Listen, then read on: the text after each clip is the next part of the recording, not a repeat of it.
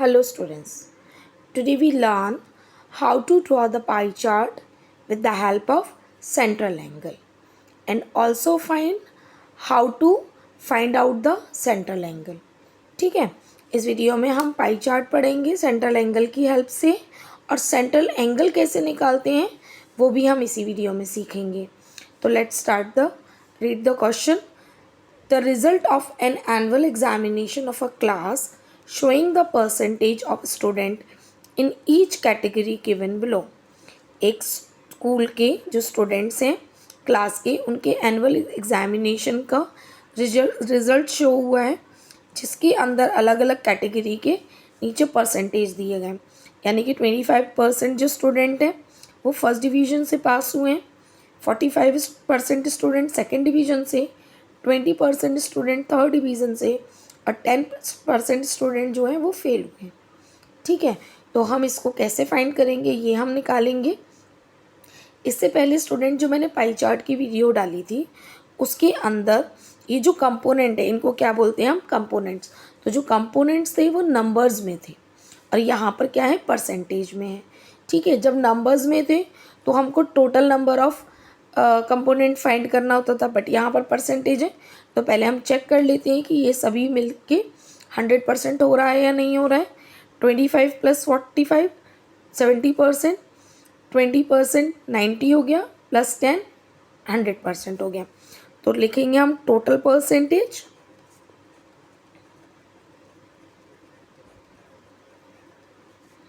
Is equal to 100. ठीक है, अब सेंट्रल एंगल निकालने का फॉर्मूला क्या होता है.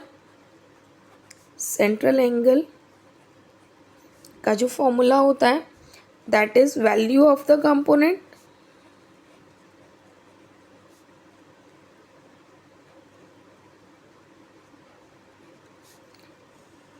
डिवाइडेड बाय, क्योंकि परसेंटेज में दिया है इसलिए हम निकालेंगे 100 से. अगर यहाँ सिंपल नंबर दिया होता तो हम टोटल ऑफ द कंपोनेंट लिखते. ठीक है, मल्टीप्लाइड बाय 360. इससे पहले जो मैंने पाई चार्ट की वीडियो डाली थी अगर आप उसको भी देखना चाहते हैं तो मैं उसका लिंक डिस्क्रिप्शन बॉक्स में दे दूँगी, आप वहाँ से उसको चेकआउट कर सकते हैं कि दोनों में क्या डिफरेंस है. ठीक है, ये हो गया आपका सेंट्रल एंगल का फॉर्मूला. अब ये जितनी भी डिवीज़न दिए हुए हैं इन सब के हमको सेंट्रल एंगल फाइंड करने हैं. तो पहला सेंट्रल एंगल हम निकालेंगे कि कितने स्टूडेंट हैं जिनकी फर्स्ट डिवीज़न आई है. सो फर्स्ट डिवीज़न वाले student value of the component कितनी वैल्यू है हमारी 25 अपॉन 100 मल्टीप्लाइड बाय 360. ठीक है, करिए डिडक्ट. 25 1 ज़ा 25, 25 4 ज़ा 100 और 4 से 4 9 ज़ा 36. तो आंसर कितना आ गया हमारा, कितना हो गया डिग्री में, ये हो गया हमारा 90 डिग्री. ठीक है, अब बात करते हैं सेकेंड डिवीज़न की.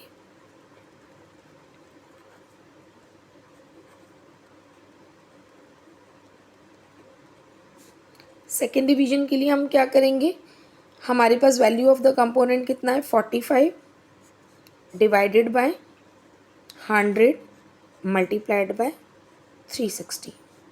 ठीक है, इसको डिडक्ट कीजिए, ये कटेगा 5 से. सो 5 9 ज़ा 45, 5 2 ज़ा 10, 0. इस 0 से ये 0 कट गया और 2 से 36 कटेगा 18 times. So 9 multiplied by 18 in degree is equal to आएगा हमारा 18 9 ज़ा 162 डिग्री. ठीक है, नाउ बात करें अगर हम थर्ड डिवीज़न की सेंट्रल एंगल की. So third division is equal to, third division का कंपोनेंट कितना है हमारा 20%. So 20 upon 100 multiplied by 360 degree.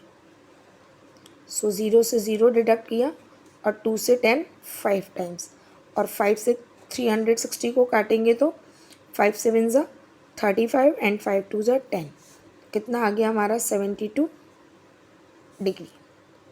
Okay, now अब फेल वाले स्टूडेंट का सेंट्रल एंगल फेल्ड स्टूडेंट जो हैं वो कितने परसेंट है हमारे, 10%। सो 10/100 multiplied by 360 degree. So in 2 zero से ये 2 ज़ीरो कट गई और हमारी वैल्यू आ गई 36 डिग्री। ठीक है, एक बार रीचेक करने के लिए आप चाहें तो इन सबको प्लस कर सकते हैं। ओके, तो इन सबको प्लस करने के बाद हमारी जो वैल्यू है वो कितनी आ रही है, 360 डिग्री। रीचेक करने के लिए हम इसको टोटल कर लेते हैं। 6 + 2 8, 8 + 2 10, कैरी 1, 9 और 1 10, 10 और 6 16, 16 और 7 16 और 7 23, 23 और 3 26 की 6, कैरी 2, सो 2 और 1 3 हो गया ये 360। इसका मतलब हमारे जितने भी एंगल्स हैं ये सब ठीक है। इसके लिए हमने सबका सेंट्रल एंगल निकाल लिया है। अब हम ड्रॉ करते हैं पाई चार्ट। अब मैंने यहाँ पर division, first division, second division, third division और फेल वाले स्टूडेंट के यहाँ पर सेंट्रल एंगल लिख लिए हैं। तो फर्स्ट आप क्या कीजिए, पहला तो जो सर्कल बनाना है वो आप बनाएंगे कंपास की हेल्प से। कंपास की हेल्प से बनाने से आपको इसका सेंटर पॉइंट मिल जाएगा। अब आप क्या करेंगे कि यहाँ पर एक लाइन ड्रॉ करेंगे, स्ट्रेट लाइन, सेंटर से लेकर और रेडियस तक की। हमको सबसे कन्वीनियंट एंगल कौन सा है, 90 डिग्री का। ठीक है, तो हम 90 डिग्री के लिए ये जो सेंटर है प्रोटेक्टर का, यहाँ से 90 डिग्री का एंगल बनाएंगे। पॉइंट लगाया ये, और यहाँ से हम स्केल की हेल्प से इसको मिला देंगे। ठीक है, ये जो हमारा एंगल है ये हो गया हमारा 90 डिग्री का एंगल। ये कौन सी डिवीजन है हमारी, इट्स अ फर्स्ट डिवीजन।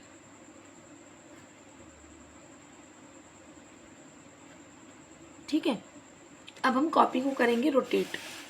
हमको सेकेंड एंगल बनाना है, इजीनेस में हमको सेकेंड एंगल बनाना है आपका 162 डिग्री का। तो इसी पे इस वाली लाइन को हम बेस मानेंगे, रेडियस, और यहाँ पर हम इस लाइन को एक ओवरलैप करके रखेंगे और 162 डिग्री का एंगल बनाएंगे। ये था 130, 140, 150, 160 और ये हो गया हमारा 162 का। सो 162 का एंगल बनाने के लिए हम इस तरीके से, यहाँ पर ये मैं आपको ईजिली समझ में आए इसलिए मैं स्केच की हेल्प से इसको बना रही हूँ। This is 162 degree. ये कौन सी डिवीजन थी हमारी, सेकंड डिवीजन। ठीक है, नाउ रोटेट द कॉपी। अब ये वाली जो लाइन है हमारी, इस लाइन को हम रेडियस बनाएंगे और एंगल बनाएंगे हम हमारा 72 डिग्री का। सो आप इस लाइन के ऊपर सेम लाइन को रखिए और यहाँ से बनाइए 72 डिग्री का। ये 70, ये 80 और इसके बीच में ये हमारा हो गया 72 डिग्री का।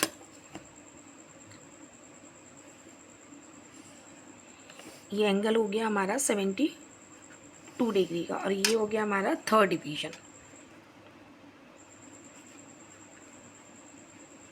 ठीक है, जो रेस्ट ऑफ द पार्ट है ये हो गया हमारा 36 डिग्री का, which is the failed student. ठीक, इस तरीके से हम इस पाई चार्ट को कंप्लीट करते हैं और ये तभी कन्वीनियंट होगा बहुत इजीली विदाउट एनी प्रॉब्लम जब आप इसका जो सर्कल है वो कंपास की हेल्प से बनाएंगे। इस तरीके से इस वीडियो में मैंने आपको बताया कि किस तरीके से हम पाई चार्ट ड्रॉ करते हैं और साथ ही साथ कैसे हम एंगल, सेंट्रल एंगल फाइंड करते हैं। आई होप आप सबको ये वीडियो क्लियर समझ में आई होगी। Thanks for watching.